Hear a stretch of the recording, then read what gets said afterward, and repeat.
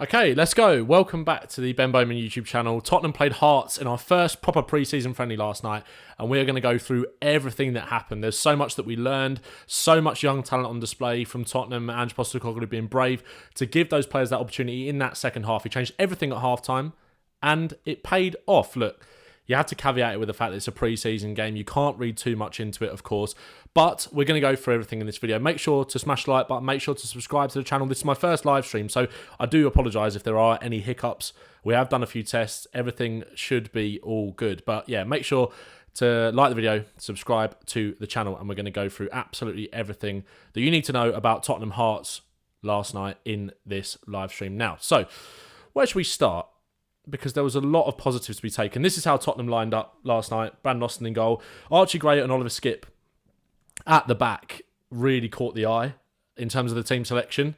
Obviously, it kind of was caveated by the fact that we didn't really have any fit centre-backs. Obviously, Ashley Phillips was on the bench and played in the second half. Radu Dragusin, Christian Romero and Mickey van der Ven are all still away after their international commitments this summer. So we knew that he was going to have to do something interesting. Obviously, Spurs played a behind-closed-doors friendly on Saturday against Cambridge. We knew that Gray played, we knew that Bergvall played, but we don't know in what capacity. Maybe Gray played at centre-back in that game. Gray said after the game that he'd play anywhere for Tottenham, and that's what we saw, because we saw a brilliant performance from him, and we'll go into that in a little bit more detail. I can see a couple of people in the chat. Proby, how you doing, mate? Rory, how you doing, mate, as well? Yeah, make sure to like the stream, subscribe for more. There's going to be a lot more of these coming over the summer. So yeah, this was the team that lined up last night. Gray and Skipp at the back, Basuma in midfield, kind of in that build-up, in that 2-5-3 sort of formation, really. Kulusevski in that sort of number 10, that right-hand side, number 8. James Maddison back into the side. Yves Basuma kind of as that single pivot, but we know in build-up a lot of the time with Spurs, we're able to kind of create that box in midfield, and Maddison can sort of push up, and Basuma can come in here with Porro, and it allows you to play out a lot easier. Jamie Donnelly is that inverted left-back, really sort of pushing on, getting into these areas a lot as well in the build-up, and I was really impressed with him last night. And we're going to go through all the goals. We're going to go through everything in this stream. This was also the team that played in the second half, in case anyone didn't see the game. Like I said, he made 11 changes at half-time. Dane Scarlett and Valiz also got minutes. He rotated those strikers. Will Lancashire came on, was absolutely excellent, got his goal. Mikey Moore coming on, playing on that right-hand side. Timo Werner on the left-hand side, Alfie Devine. And we got to see Lucas Bergvall playing in the flesh for Tottenham, something that we've wanted to see for a long time, and we got that. So, where should we start then? Let's start with the goals. Let's start with, I want to talk about Dejan Kulusevski, because as I mentioned, he was playing in this sort of pocket here as that right-hand sided number 8. We saw him used there a lot towards the end of last season. Ange Postecoglou seeming to like him in the number 10 role. Centrally, he plays the false 9 as well towards the end of the season in that last game against Sheffield United. And yeah, he was able to drift around, and I thought he was really good in that first half. And we obviously will come on to the first goal, which he was heavily involved in. But let's talk about Kulusevski. What I loved about him, and we've got some screenshots. We've got screenshots for all the goals. We've got screenshots for a lot of the players. I wanted to highlight Bergvall and Archie Gray specifically in this, obviously, because a lot of people want to see them, and a lot of people have been waiting to see them play together. We didn't see that last night, but we both saw them get good minutes on the pitch. Kulusevski, what I love about him here, you can see Son dropping a little bit deeper in that as that striker. Very fluid attack last night from Spurs in both halves, really. Obviously had more of a focal point in Lancashire in the second half, but Heung-Min Son played as that sort of floating number 9 in the first half. He drops deep here. Kulusevski there, looking for the ball. That's not an easy pass for Son to sort of play that into him, but you can see he's scanning. Plays it into Maddison, bumps it off him, and runs. Again, Kulusevski already looking over to that left-hand side where Donnelly has taken up that nice little pocket there, and Solomon holding the width on the left-hand side as well. And on the turn, he's able to receive it there. What's the easy pass for him there? He can either really open things up and go out to Solomon. Donnelly's making that run in here to create that space, but you can see Sonny running up in behind him here. And he just plays a lovely little reverse ball on the stretch, and Son's in, and he probably should score. But this is what Kulusevski can do in those positions. Incredible vision. I'll go back here, already scanning, already looking at what his options are. It's a lovely little move. And then move on to the goal. Still saw this a lot from Kulusevski when he was playing in those sort of central areas, that give and go. A game that stuck out to me last night when I was watching him was that Newcastle game. I don't know if you Spurs fans in the chat remember that, or we beat them 4-1 at White Hart Lane last season. He played as that number 10 with James Maddison injured, and we saw a lot of this, a lot of these little flicks, a lot of those give and goes, and then getting into central positions. Obviously, Maddison, who I thought was really good last night, really positive. Saw him bump it into Kulusevski there. Lovely flick just round the corner. Maddison's in. And yeah, I thought Kulusevski was great. And it'll be very interesting to see. And let me know in the chat what you think. Do you think Dejan Kulusevski will be used in more of a central role next season? Whether he will be used out wide?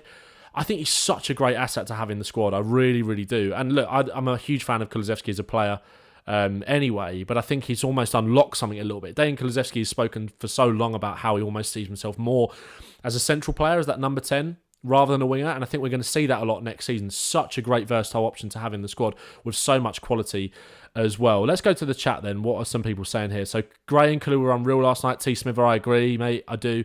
So impressive, Archie Gray. We'll come on to him in a sec. Skinny Fat Huey, thank you, mate. I appreciate that. Always good to see a fellow Spurs slug there. Proby, proper juiced up about Gray, aren't you? I mean, rightfully so. Ready for the season start, mate. Definitely. We'll come on to Archie Gray very, very shortly. But what I want to talk about as well is Brennan Johnson. You can't see Brennan Johnson here because my big head is in the way. Let me move myself over. Now you can see Johnson has completely lost those markers at the back post. Brennan Johnson did this so well at times last season, kind of got on the blind side of defenders, but maybe when he got into that position, he either got it stuck under his feet a little bit. But I think, and we'll come on to Timo Werner a little bit as well, who does so well in those left-hand channels and fizzes those balls low into the box.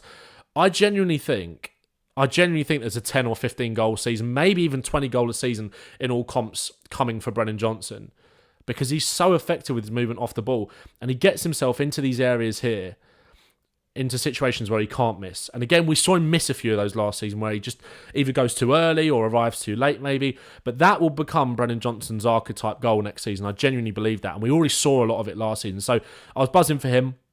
Think there's a big season ahead. For sure. Definitely. Let's move myself back over here before we move on. Because before we get on to the rest of the goals, obviously, which came in the second half, let's talk about Archie Gray and what he did really, really well last night. Let me know in the chat who you thought was the best player overall over the two halves. I think it probably was Archie Gray. I think he stood out so well, obviously playing out of position as well. And again, you have to caveat it with the fact that it was a pre-season game against the quality of opposition that we were playing. But really, I was really, really impressed with him last night. In the chat then, T. Smither, for me, Kulu has got to be played central false 9 or that number 10 role.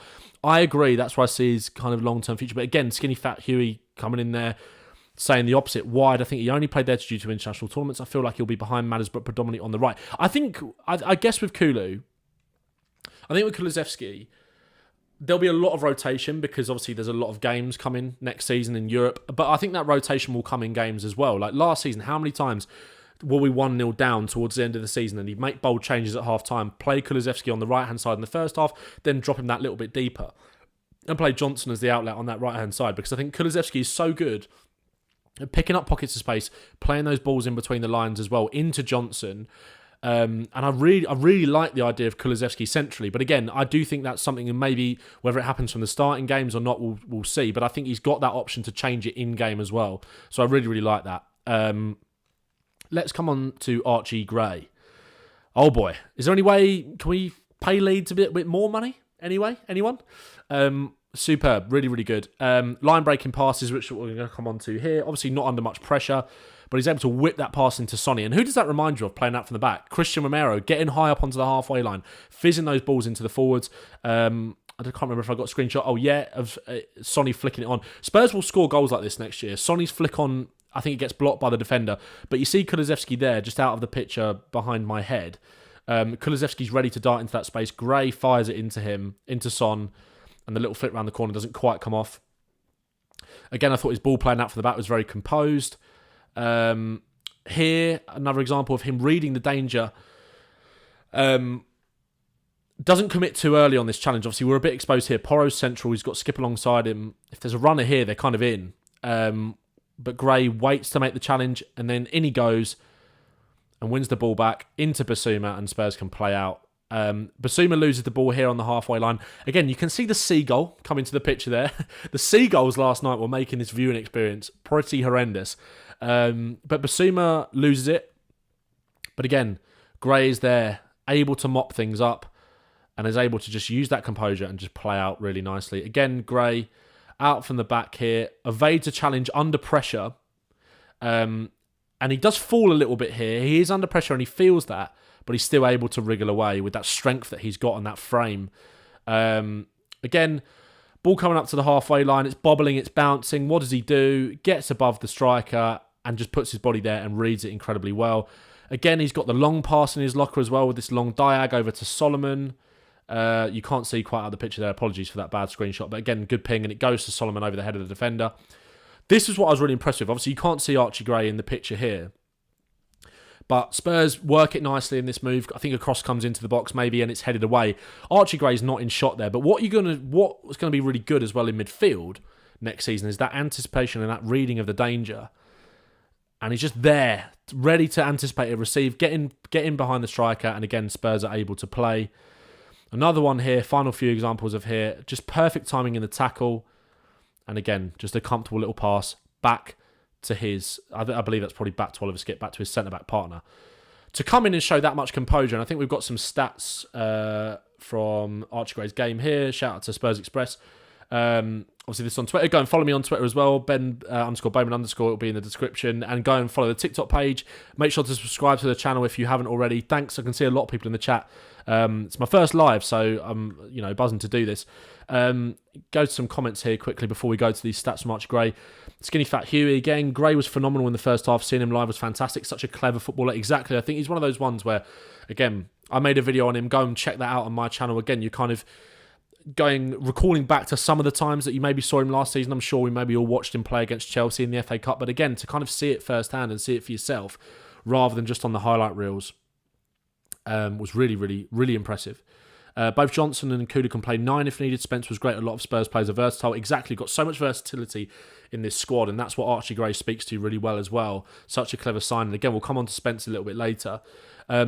Rui, could we see Madders and Kulu being part of the midfield three? Potentially, again, Rui, I think it's kind of one of those things that we go to in games a little bit. And again, depending on the opposition, maybe from the start, as we saw last night. Obviously, we didn't have Pat Matassar to pick from last night. I think he's still maybe getting over a bit of a knock or a bit of fatigue. I think he'll be fine for the tour, though, Andrew was saying. So yeah, I think we definitely could. And Bordeaux there, Bergvall looked physically so much better than I expected. 100%. That was what I was really impressed with Bergvall. But we'll come on to Bergvall a little bit later. Archie Gray's stats here.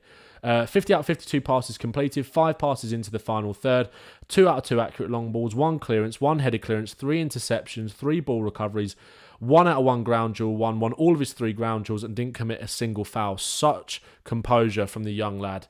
And again, I love his attitude after the game, sort of coming out and saying, look, again, I didn't expect to be playing centre-back, but here we are. And he's come in and done a really good job. And again, it's something that maybe in the future Spurs can say, look, if we really need you, you can come and do a job in here. But again, have to take, obviously, the opposition into account when you think of these things and the pressure of the situation. So yeah, that was obviously first half, really encouraging. This was the lineup in the second half. Obviously changed everything. Tyrese Hall coming in to play at that base of that midfield. Alfie Devine, who I thought was superb. Shout out to Alfie Devine, because again, I think he's something that maybe someone that Spurs fans have forgotten a little bit, really. Obviously, did really well at Port Vale last season on loan. Got that step up to Plymouth. Struggled a little bit there. They had a new manager, and he did really well. I thought he was brilliant. I thought he ran that midfield in the second half. This was such a trio. With Bergvall, Hall and Devine. It was just so fun to watch. Bergvall kind of coming in here. Bergvall often kind of coming in as the single pivot, allowing Hall to go on. I think we saw that towards the end of the game.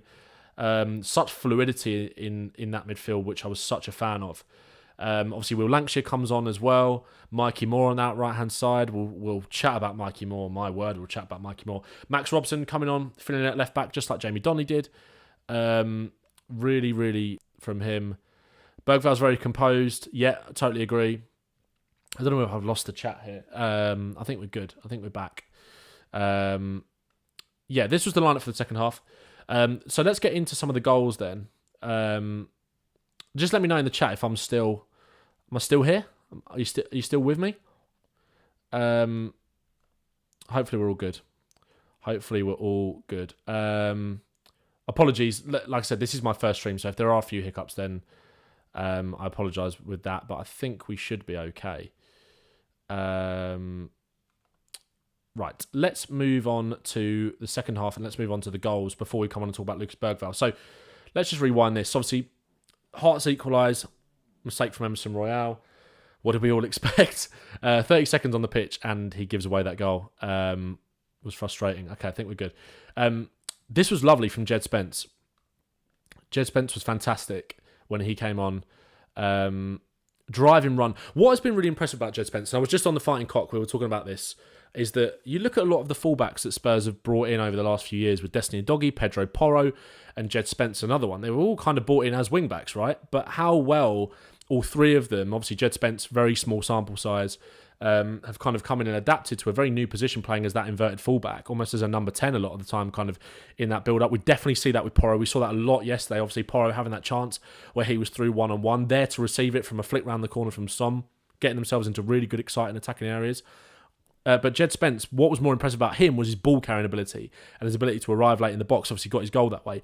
But this was a brilliant run. Obviously, he plays a little 1-2, wants it back, and he plays that little ball through to Lancashire. Lancashire's movement is so impressive. And who did that remind you of? All right, Spurs fans, Harry Kane, a little bit. The narrative there, the arc is there with Lancashire, just how he arced his run of him coming from Arsenal. Boyhood Spurs fan, kissing the badge last night. Really good movement from him there to get him behind, because he's offside. I can't remember. I think I might have a screenshot of it from the other angle. Obviously, he goes on through to finish.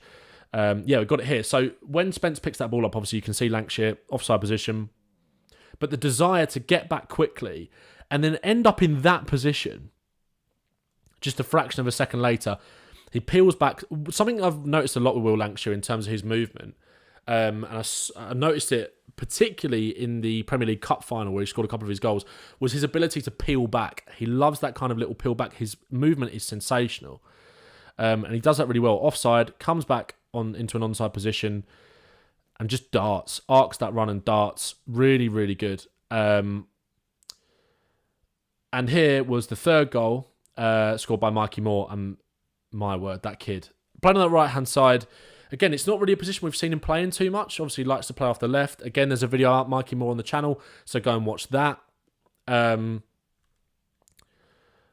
go and give that a watch. And yeah, playing on that right-hand side, likes to often play in that number 10 or through the middle or out on the left, but again, doesn't complain, goes out and plays and looks brilliant. So Alfie Devine here, like I said, who I thought was superb, plays the pass, line-breaking pass into Bergvall here. Bergvall on the half-turn, you can see Moore making the dart already. Lancashire's made that dart in there to open up the space for Mikey Moore. And yeah, what you'll see a lot in this position, obviously Mikey Moore makes the dart in there, lovely little flick from Bergvall, just gets it out of his feet so quickly. What a lot of people would do here, obviously Lancashire opens up the space for Moore to drive into, but sometimes you'd see a striker or a winger from that position almost panic and just kind of keep driving in towards the goal. But Mikey Moore's got the composure to check back and then fire it across the goalkeeper. Really, really good from Mikey Moore. This kid, I genuinely think, is going to be a star. 16 years old at the moment. Professional contract with Spurs when he turns 17. Just really need to make sure we can keep hold of him this summer, which I think we'll do. Owen writes in the chat there, commentator for Spurs play, thought Moore was playing left back. I mean, there were so many kind of changings of positions and kind of fluidity that you can't blame him in a way, but I did also pick up on that. Shout out to Max Robson, who was excellent at left back as well. It's important to recognise that. But yeah, Mikey Moore, such composure in the finish. Like I said, it'd be so easy for him to almost continue to drive into that space and have a go and maybe just not able to get out of his feet or sort of poke a shot or goal with his left foot. But again, just stops dead, little composure to check back and then back across the goalkeeper. So hard to stop. Where are we now? So goal number 4, Alfie Devine. Brilliant. And let me know in the chat what you thought of Alfie Devine's performance as well. Yeah, like I said, I apologise if there's any buffering or anything like that. I think we're all good in terms of the internet. It's my first stream. There's bound to be a few teething problems, but we'll get there. Alfie Devine Picks the ball up on the half turn there. Little nutmeg as well. See you later. I know he got a bit lucky. He took a little bit of a deflection, but he's through and he's away. And he just drives. And that pass with the outside of his boot, again, you can see the seagulls there. The main characters of the day. Lovely little ball outside of his foot. I was so impressed with Devine. This is what Werner's so good at. And this is what I was saying earlier in terms of Werner and Johnson really combining, whether that's in the league, whether that's the Europa League. We need a couple more, or maybe one more kind of winger profile or winger option. But I'd love that we've got this with Werner. So direct. Again, Werner can be frustrating sometimes, can be frustrating in front of goal. But to get to the byline, and there were so many times where he produced these fizzing low balls into the box. Look how many players Spurs have got running in here. You've got 1, 2, 3, 4 players in the box. 5 if you include Werner. 6 then if you include Mikey Moore, who ends up in that position there when the ball comes across. You've got 3 players there. Is that 2 or 3 players that could have attacked that? And Spence gets in and gets his goal, bundles it on the line. Like I said, Werner just outshot there, but you've got 1, 2, 3, 4, 5 players. Mikey Moore there, not to be confused with a seagull. Getting in, willing to score. And how many times did we see that last season? And again, when you think about Jed Spence and you think about why he was brought in initially at Spurs, Spurs obviously play with those wing-backs that like to attack the space on the counter-attack, on transition, high and wide. We saw goals where it would be one wing-back to another with the other arriving late to score in the box. This is Jed Spence. Destiny a doggy-like, getting in there to bundle it in on the goal line. You know, we saw that with a doggy a lot last season, the positions that he picked up himself. And that's what I really liked. I loved Jed Spence's attitude and his application. I think if he can really continue to work on that and show that he can be valuable to Ange Postecoglou next season, I think it really solves a problem for Spurs. So I was really impressed with Jed Spence. And then the 5th goal, obviously Bergvall does really well with the cross. Scarlett should probably do a little bit better with the header, but Phillips bundles it in. There's nothing really to pick apart from that goal other than the superb cross from Bergvall. And now's a good time to come on to Bergvall. Let's go to the chat. Owen Rice, I thought Alfie was excellent, stayed really high and moved the ball so quickly. Tempo was great in the second half. Totally agree. Tempo was great when we had the ball. Obviously, that anticipation, that desire to win the ball back as well, I thought was really good. No fear in these youngsters. Again, I know you kind of have to take the opposition into account and the level of quality that we were playing against, but I thought it was great. I thought Alfie Devine was really great. And don't sleep on Alfie. Don't forget about him amongst all of this as well. I know we've got a lot of exciting attacking talent, but this kid is someone who's gone away, had a few loans, and he's here to show why he's really got a chance now of proving himself to Big Ange. I loved his performance. Really, really did. Skinny Fat Hughes, given how much focus was going to be on the new boys and the fact that he still stood out was really encouraging. Absolutely. Absolutely when it comes to Alfie Devine. 100%. Thanks for all the support in the chat as well. Love that you're all getting involved. Make sure to subscribe to the channel if you aren't already.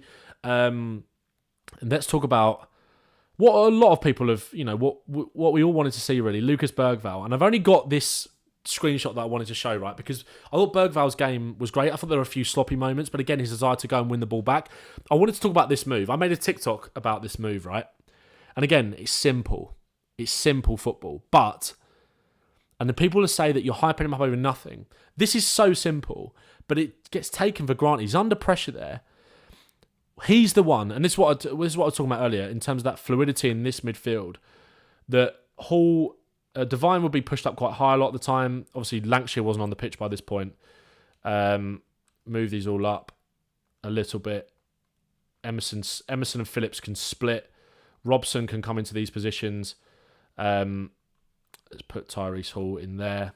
Or it was more in here, actually, sort of for this move. Emerson and Phillips split. Bergvall can come in here and be the one. And then Spence can come in here with Robson as well. I believe it was Scarlett on the pitch at this time. So let's give him a go. And the width is then coming from Werner and obviously coming from Moore. And then Emerson and Phillips almost become your options as fullbacks in that build-up a little bit. So Bergvall is the one that goes and picks the ball up from the keeper. He's able to then knock it into Hall, come here, pop it off into Alfie Devine, who spots that first-time ball with Scarlett. Obviously, Scarlett making that dart in behind, and Devine is able to find him, obviously goes around the keeper and misses. But I love this sort of fluidity with these two. Hall is obviously someone who's a brilliant ball carrier, has played as that deepest midfielder, as that number 6 for Spurs, under 21s a lot.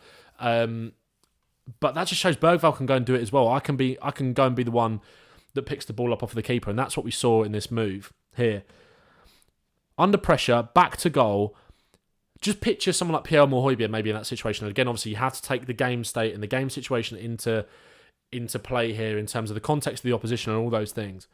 But the composure to just play that ball outside of the foot, under pressure, round the corner to Tyrese Hall. He bumps it off of him, Hall in a lot of space. Bergvall's like, yep, give me it back. Drives forward, and then he splits the lines. Takes 2 players out of that game with that ball into Devine, who on the half turn, so impressive again.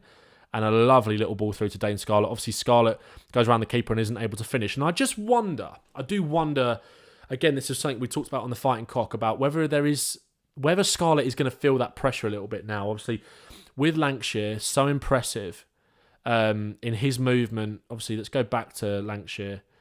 Let's go back to the first goal. Obviously, shows that movement in behind and shows the composure to finish, almost Harry Kane-like. And again, this is no disrespect toward Dane Scarlett at all, because I'm a massive fan of him. But again, when you think of the fact that we've got Alea Veliz, who we paid a decent bit of money for, we've got Richarlison, there's talk of another striker potentially coming in, we've got Sonny that can play through the middle as well. I just wonder whether he's feeling that pressure a little bit.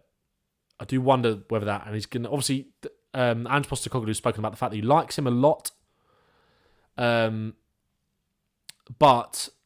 he almost sees him ahead of Alea Veliz in the pecking order a little bit. Is now the time for Scarlett to perform? Is that pressure really on him now? We shall see. Dr. Johnny, flowing football, exactly. Owen Rice, this clip right here is exactly what England were missing on Sunday. Do you know what? When I was putting this together, Owen, you're absolutely right. You are right. And again, I think that comes from the fact that I don't think England have got that vision and identity in terms of the way that they want to play. Those patterns are so clear for Tottenham. But there is fluidity among that. I was on the Ripple Effect with James Alcott and Harry Brooks, who I'm sure you all know. Go and listen to it now. James, obviously fantastic. A big inspiration for me for starting YouTube and doing these streams. So, yeah, amazing for me to be able to do that. And Harry Brooks, obviously, who is a brilliant football coach and sort of football analyst in the way that he brings things across on Twitter. He's superb. And we were talking about England and talking about that kind of lack of identity. And Harry was talking about there needs to be some form of structure and identity in terms of the way that you want to play, but there has to be freedom within that. And I think you're seeing that with Tottenham, and I do think this is kind of a good example of that. Obviously, this looks a bit of a mess now, but obviously you were watching the stream, you would have known what I was trying to get at with this midfield. And obviously then this, if we go back to the team that started the first half, this 2-5-3 shape that Spurs tend to build up with. Obviously the 2 centre-backs, the 5 across midfield, and then the wingers. I just think this suits Spurs so well. We've got so many people that are comfortable on the ball. Archie Gray being one of them.